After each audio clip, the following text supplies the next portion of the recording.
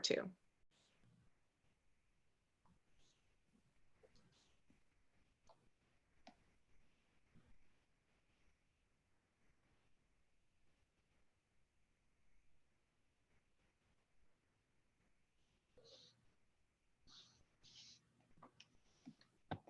Okay, we are live on YouTube. I will get us going. Sorry for the delay, everyone. Thanks for joining us once again at our media briefings for today. It's Monday, April 27th. Just a quick warning that we are having technical troubles this morning, so please be patient. If we lose the feed, we'll try again. If it doesn't work, we'll connect with each of you individually. So I will get things going. Today we have statements from Acting Medical Officer of Health, Dr. Hsiu-Li Wong, as well as Regional Chair Karen Redman. Mike Murray's not here today, but he will be back on Wednesday to give an operational update. I will pass it over to Dr. Wong for her statement this morning. Go ahead. Can you unmute yourself, please, Dr. Wong? Thank you. Thank you, everyone, for being here. So this morning, I am very sad to report an additional 6 deaths since yesterday, for a total of 61 deaths in the region to date. All of these cases were residents of long-term care home and retirement homes, and were over the age of 70. Very sadly, as I mentioned on Friday, I expect to see an increase in deaths in these settings going forward. I wish to express my deepest condolences to the families, loved ones, and caregivers of all who have passed. There are currently 10 long-term care or retirement homes in outbreak. 8 facilities have had their outbreaks declared over. I expect, as we're continuing with the close monitoring and expanded testing in these homes, that we will detect more cases in more homes, and additional homes will go into outbreak. Regarding health system partners and community support, it is a very sad time in our community, but we must continue the fight. We must not give up. We must give it our all. Multiple health system partners in Waterloo region are continuing to work actively and daily with long-term care and retirement homes to support them in addressing challenges they may encounter due to outbreaks and numbers of cases, insufficient or precarious staffing, and or to ensure they can continue to access the appropriate personal protective equipment or PPE that is required. In the meantime, to support our community and our most vulnerable, we need everyone to continue to stay at home, limit our trips in the community, practice physical distancing when we are out, and wash our hands often. In closing, I wish to express my gratitude to the many health system partners in our region, to all these agencies and organizations, as well as to the individual healthcare workers and staff.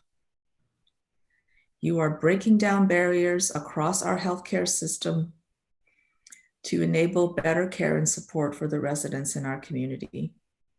You are truly making a difference. I am most grateful for the collaboration and the long hours and days you are putting in for others in our community. Thank you so much. Thank you, Dr. Wong. I will pass it over to Chair Redman now. Go ahead, Karen. Thanks, Bethany. I want to acknowledge the ongoing hard work and sacrifice of our long-term staff in long-term care facilities as well as retirement homes. You are playing a vital role in these extremely challenging times, and your hard work is not going unnoticed. A heartfelt thank you. Today, I'm going to provide a few reminders of recent provincial announcements and local campaigns that impact residents of Waterloo Region. As you may have heard this weekend, the province has announced that schools in Ontario will remain closed until at least the end of May. And I know this news is maybe disappointing, especially for parents who are eager to have their children back in classrooms. This news is also a sign that in Ontario, we are not ready to resume our daily routines, including school, work, and leisure activities. The province also announced this weekend that they're allowing the opening of community gardens. This is great news for so many residents of our community, and I applaud this decision. Community gardens play a vital role in Waterloo Region. They provide residents with easy access to healthy food, fresh air, and exercise. Community gardens are also great for the environment and strengthening community ties. Stay tuned for more information on community gardens in the coming days and weeks. As chair of the Police Services Board, I'd like to remind people to speak up if they suspect abuse of a child, a relative, or a neighbor. Since COVID-19 isolation orders, there's been an increase in domestic violence and a decrease in reporting of suspected child abuse. The Waterloo Regional Police Service has launched a campaign that states, if you see something, say something. If you are a victim of domestic violence or know someone who may be, please call 911 or the Waterloo Regional Police's non-emergency line at 519-570-9777. We need citizens to speak up for those who don't have a voice or don't have access to help. Also visit the Waterloo Regional Police Service's website for more information on how to get help. Thank you. Thank you, Karen. All right, we will turn it over for media questions now. Let's start with Ben from 570. Good morning, how are you? This question is for, I guess, Karen Redman. The province is obviously releasing part of its exit strategy this afternoon. Just wondering if the region is going to follow that plan to a T, or is there some kind of tailored strategy that we're going to come up with for Waterloo Region? So I would tell you we welcome the guidance from the province. We had a proportional response as we went into this, and we assumed there will be a proportional response coming out of this. Those conversations are already happening in the business community through the leadership at the region, area municipality, as well as our partners. So we're anxious to see what those guidelines look like, but plans are already being put in place. And we're taking a wait and see approach right now to hear what the province is going to suggest, our guidelines for reopening. Okay, thank you. The second question is for Dr. Wong. This is just about the health system response teams when they're addressing staffing at long-term care and retirement homes. I know with Forest Heights, part of the solution was moving some residents into hospital. Is there any other solutions that help with staffing? Because I know you said that they were looking at how to help Trinity Village with that situation without moving residents into hospitals. Mm-hmm. Yeah, no, that's a good question. Thanks, Ben. So yes, in extraordinary situations, like for Forest Heights, we had to consider moving residents to hospitals.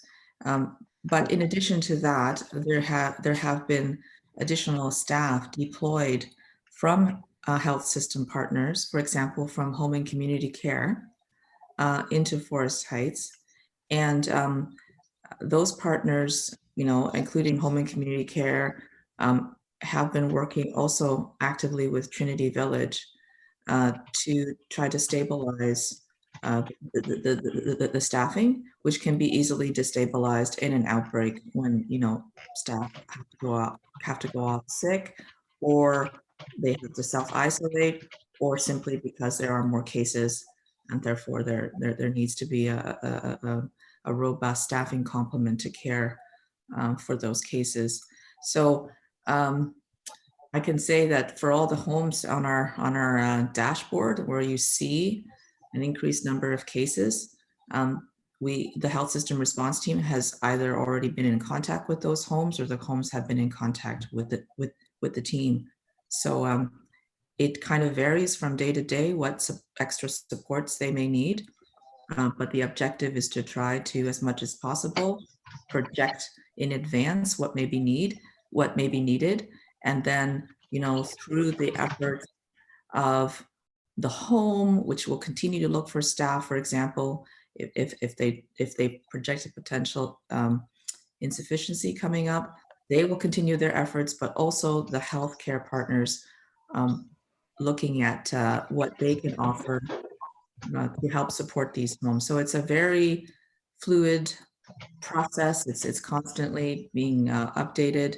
But I think the key takeaway is that you know, we are available. The health system response team is available for any homes that are experiencing difficulty, and they are encouraged to reach out to us.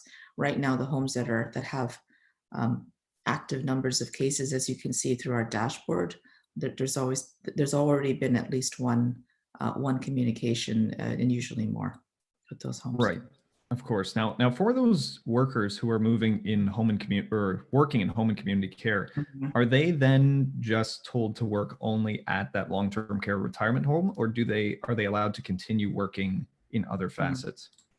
That's a good question, and that is something that the province is going to be providing direction on for directly to those types of agencies, and to the hospitals who may also be deploying staff. So that's in the process of being confirmed through the province in terms of what kinds of movements staff may be able to make. Okay, so for now they are allowed then to move between? No, for now they're going into the homes where they need to go into, and then the province will let those agencies know through their normal, channels that whether or not there can be additional movements after that. But right now, the focus is to just get them into the homes where they're needed. Okay, thank you. Okay, is that good for you, Ben? Yep, I'm good. Great, thank you. I'm going to pass it over to Kate from CBC. Hey, thank you. The first question, I know Chair Redman, you talked about community gardens and that news will be coming soon. And I don't know whether this is for you or Dr. Wong, but people are anxious to get into those community gardens. So do we have a timeline for when they might know, and what sorts of things might they want to start considering now before they open? Okay, Hsiu-Li, you want to take this? Yeah. So yes, we received that notice this weekend, and that's great news. So draft guidelines for community gardens are currently under review, and public health staff will be connecting with the Waterloo Region Community Garden Council and municipal leads for community gardens to discuss the guidelines and how to prepare to open. So meetings on this topic are expected to take place this week, and we are endeavoring to move as quickly as we can to try to make sure that community gardens have the information they need to be able to reopen safely. So we're doing it as quickly as we can. And then also, Dr. Wong, it was mentioned in the intros that the province is unveiling its plan for reopening today.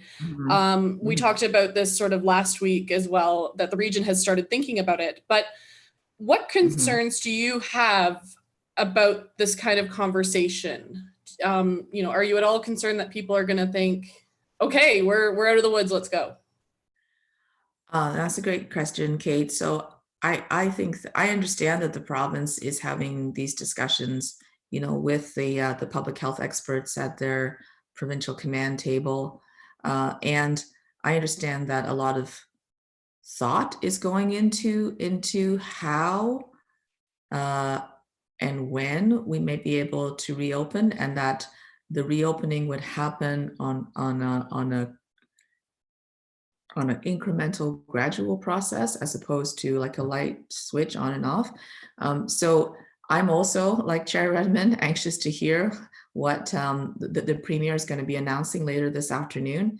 But I understand, you know, that the Premier and the ministers have been consulting with the public health experts, and that it's not projected that this will be, it's projected that this will be a plan that thoughtfully considers, you know, what are the potential public health implications of opening. It will need to be done slowly and incrementally.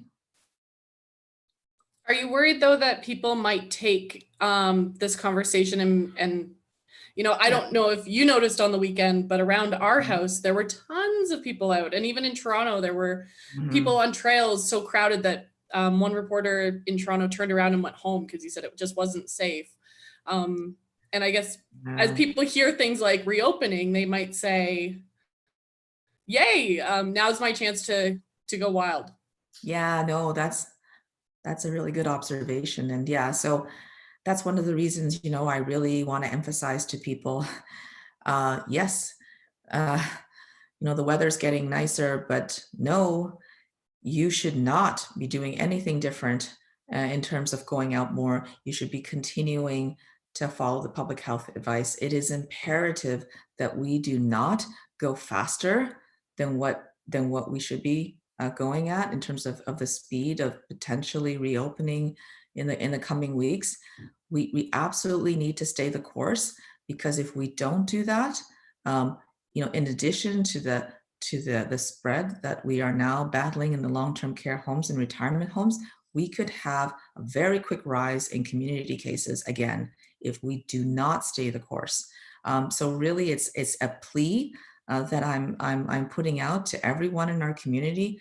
Please continue to stay at home as much as possible. Please, you know, continue to practice physical distancing when you're out, and please do not think that, you know, things are getting better to the point that we can start to do our normal activities again. So yeah, just any way that we can reinforce that, I will try to continue to reinforce that. And if I can just tag on, Kate, I mean, in my comments, I think one of the seminal moments was Minister Lecce saying school will not resume till at least May 31st. And I think that really is an indication that in Ontario, we are not ready to resume business as usual. And that includes leisure activities, going to work and going to school. So I think that was really an indication that this province, in this Premier and this government, is going to take a measured approach. Now is not the time. Great. Those are my questions. Thank you. Great. Thanks a lot, Kate. I will pass it over to Damon now from the Woolwich Observer. Hello. I'm going to start off with a question. I think it's for Karen Redman. There's been a rise in these birthday party kind of groupings, and they drive down the streets. Are these still essential, or could they be enforced? I guess it's more for Mike Murray, but he's not here today. But if anyone could touch on that, that'd be great. Well, you know, again, Damon, I think there's a real balance between people having to make that social connection and keeping physical distancing. What you are seeing is that people are respecting, they're in their cars, they're with immediate family members, one assumes. There have been some drive-bys of retirement home and long-term care, to give a shout out to the people who are there, as well as the staff that are just doing amazing work on behalf of the community. So I think it's something that's measured, that is being monitored. And I guess we just have to keep reiterating that it's education and compliance that we're asking people to do, as opposed to handing out tickets. So it's a way that seems to work within the limits. If it strays outside of it, of course, there will be other measures that in our toolkit, such as having bylaw officers visit them. But I do think that it does give people an outlet to have that social connection when they are feeling very fearful and angst-ridden. So it continued to be monitored, I would say. Okay, thank you. My next question is for Dr. Wong. I'm just looking for some clarification on outbreaks and how an outbreak is declared over. Sorry. So to declare an outbreak over, there needs to be at least 14 days where there has been no new cases detected among residents or staff. Okay, perfect. Thank you. That's all my questions for today. Great, thanks, Damon. I will pass it over to Joanna from the record now. Great, thank you. Dr. Wong, I was just wondering, there was a spike in hospitalizations and community transmission cases over the weekend. Is that something for people to be concerned about? No, I mean, I think, you know, we did expect to see increasing cases detected because of the expanded testing. But we'll have to monitor the hospitalizations closely as well. You know, to date they've been manageable, but we need to continue to monitor that. So it could have been just like a blip, basically. Yeah, it's you know, I think we have to look at these trends on a bit of a longer term basis rather than just, you know, sort of day to day. So they can fluctuate a bit like this, but the overall trend is one we have to keep an eye on. You know, right now what we are seeing is we are seeing a lot of outbreaks in long-term care and retirement homes, and we do know that some of the patients who are in these homes do get hospitalized. So it's just because the hospitalizations increase, it doesn't necessarily mean there are community cases. You know, I think we're still mostly seeing consequences of the long-term care home and retirement home outbreaks. All right, and wondering as well, will we be asking for outside help from the province or the military to help at Forest Heights? So the province is the one who, you know, based on the information they have from across the province, works with the Canadian military to decide where to deploy military resources. And there is currently very active work right now being done by the health system response team for Forest Heights. It's continuing, it continued over the weekend. It's very active because it's a very significant outbreak. And so, you know, the province will make its decisions based on the information that the health system response team provides up to them in terms of what is most needed where.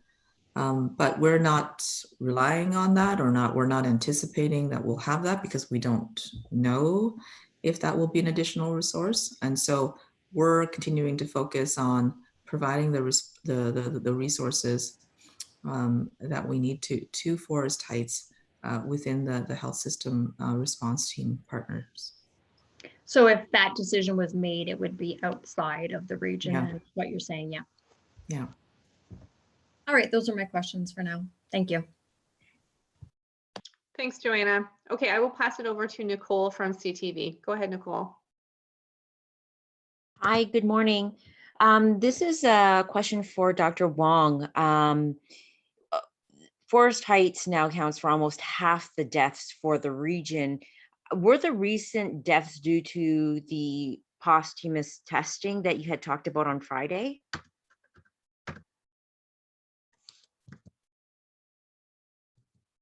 I'm gonna unmute myself. So, you know, we are continuing to do active monitoring and testing of residents and staff, and additional cases are being detected. And, you know, the deaths are something that will occur later on after people have acquired the infection, right? So it's, you know, yes, some of these cases that we detect are definitely due to, you know, the patients who have passed being swabbed and then a positive result coming back on them, even if they were previously negative. So I can't determine if all the, you know, the ones that most recently came in are all due to whether to testing after death or not.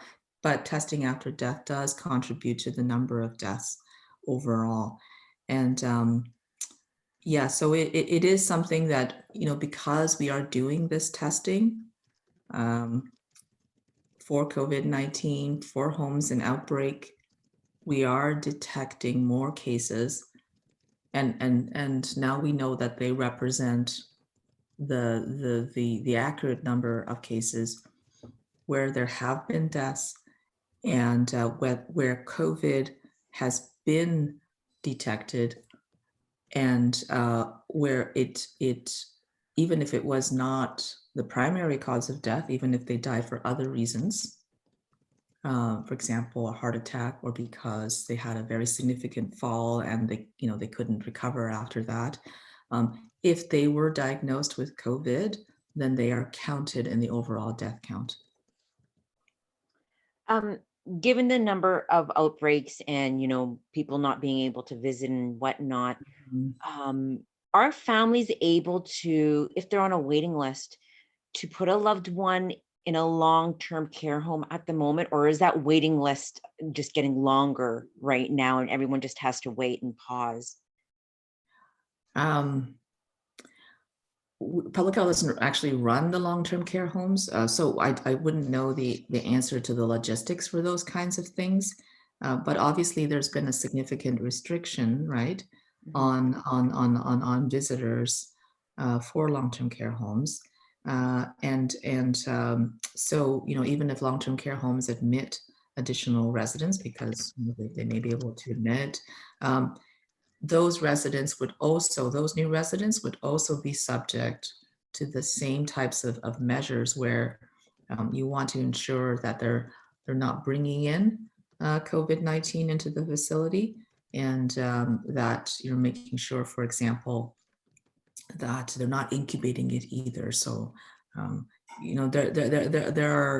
there are measures that are being put in place to prevent COVID from coming into homes. And so I don't know the answers to that question, but I would suggest that you could call the Ministry of Long-Term Care, for example, which is the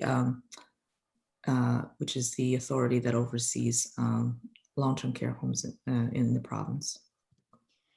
Okay, on Friday, you said you believe that we are still in the upswing of the curve and we have not peaked yet. Where do you think we are now, given this afternoon the province is going to talk about reopening? Are we at the peak for Waterloo region?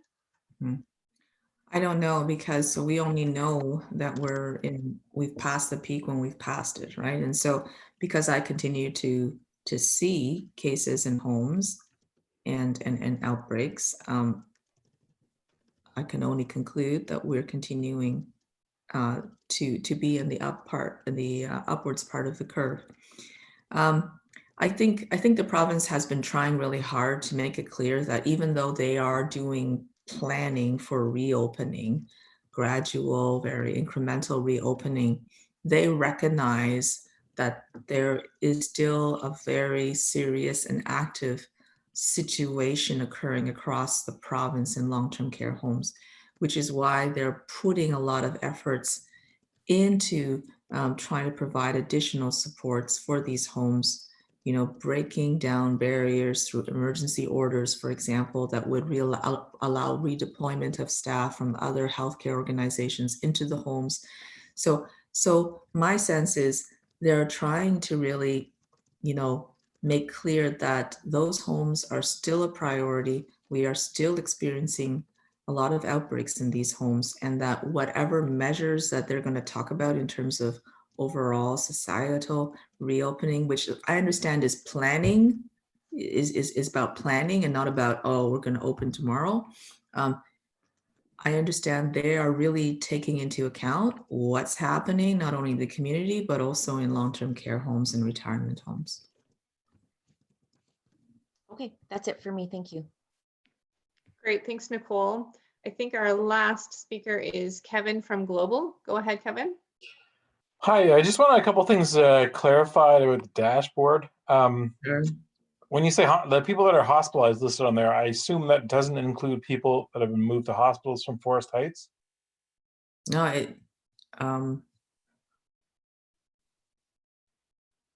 people that are hospitalized. Yes, I'll have to get back to you on that. I was wondering, Bethany, if you could write that there's down. the people that they moved over to the Yes, hospitals to clear up space. I assume that yes. total of 32 doesn't include those people. Yeah, I'll have to get back to you on that. Bethany, could you note that down for a question for me to follow up in terms of the numbers? I do know that we are continuing to track and follow the residents who have been moved to hospitals. So the numbers in terms of numbers of cases associated with the outbreak at Forest Heights, they are still taking into account those that have been moved to hospital. So But just to yeah. Just to clarify, I just have an email on this and we will get back to you with the answer, but I believe that in the clarification email, the EPI team has not been counting decanted patients as hospitalized. Okay, so we'll get back and confirm that. Okay. So the other thing is I just noticed that under transmission type, like this may have, I was off for a couple days last week, so this may have come up already, but the LTC RH outbreak numbers have been added under transmission type. Under community transmission, there's been 158 cases in the community. Would those count the people working in hospitals and stuff like that as part of the community? Yeah, it depends. It's anyone who we believe has who has the infection, but we cannot identify either travel or close contact to another case or being part of an outbreak. So if they don't fall into one of those other three categories, then they're considered community transmission.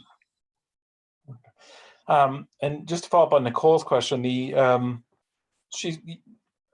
you guys said the curve was rising, but that curve is not rising in the community. That curve is rising in long-term care homes, right? Yeah. So we're working on trying to update our dashboard to better reflect the difference between the community transmission and the outbreak transmission.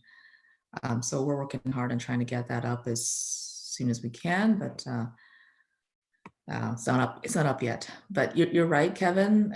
That's why, the reason that our curve is rising is because we're doing much more testing in long-term care home and retirement homes and other congregate settings, and we are also seeing a rise in cases there as opposed to the community cases. Given that there's only been 158 cases in the community, which is, I mean, you take it as a fraction of our overall population, are we not at a point where we should start considering opening up, things like parks soon? No, I don't think so. I mean, I think whatever plan gets put in place has to take into account the fact that we are still in a very precarious situation overall because of the situation that we have in long-term care home and retirement homes. The cases in those homes come in from the outside. So that's how outbreaks begin. And so we need to keep community transmission at low rates.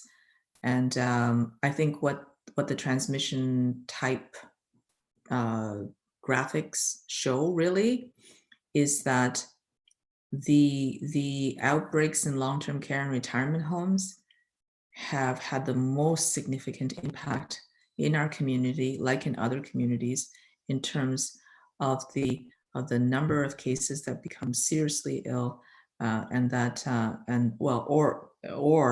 who pass away. And I think it points to how much this virus, COVID-19, has affected these kinds of settings, which was more than what we anticipated. I think more than what experts anticipated in the beginning. So I think it points to really, how much it has been an issue for these settings, and and the very severe consequences of outbreaks in these settings, such as deaths. Okay, thank you. Is that all for you, Kevin? Yeah. Okay, thanks. I think that's everyone. Last chance, did I miss anyone, or does anyone have a final question? Looks good. All right. So I will wrap us up. Thanks for joining us, everyone. We will be doing this again on Wednesday. Once again, we really appreciate you helping us share this important information with members of the community. And we will see you again next time. Bye-bye.